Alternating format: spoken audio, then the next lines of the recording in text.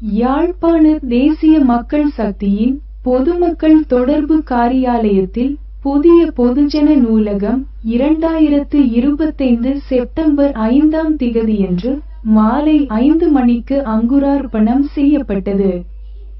குறித்த நூலகம் பொதுமக்களின் பயன்பாட்டிற்காக தோழர் டில்வின் சில்வா மற்றும் தோழர் இராமலிங்கம் சந்திரசேகர் ஆகியோரால் திறந்து வைக்கப்பட்டது.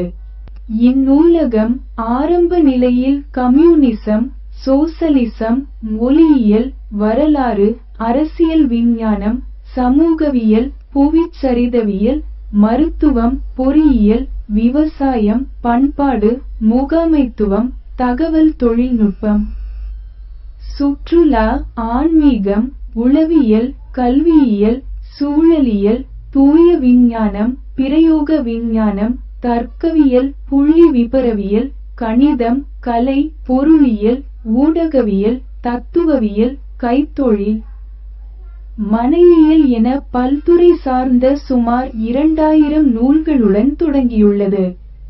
பலரது இணைந்த பங்களிப்புகளின் பலனாக ஆரம்பிக்கப்பட்டுள்ள இந்நூலகம் விரைவில் 4000 நூல்களை தன்னகத்தே கொண்டதாக விரிவடையும் என எதிர்பார்க்கப்படுகிறது.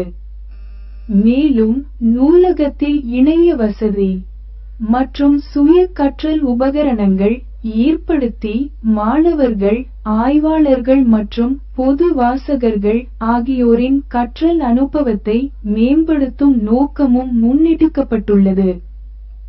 சிறார்களுக்கு தனித்துவமான கற்றல் சூழலை வழங்க வேண்டும் என்ற சமூக தேவையை உணர்ந்த இம்முயற்சி அந்த நோக்கை நிறைவேற்றும் முக்கியமான அடிக்கல்லாக அமையப் போகிறது. மெய்ப்பொருள் காண்பது அறிவு, மெய்ப்பொருள் உணர்வது ஞானம்.